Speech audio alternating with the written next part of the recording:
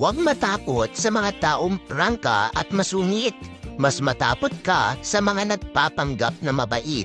Yun pala ay plastic. May mga taong akala mo masama ang ugali dahil lagi nakasigaw, mahilig manita at masungit. Kung minsan, yung taong ganyan, yun pa ang may mabuting kalooban.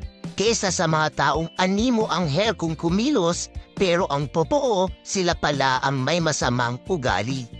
Maganda maging kaibigan ang mga taong prangka at masungit kaysa sa mga taong patalikod kung tumira at kung umasta, pabida.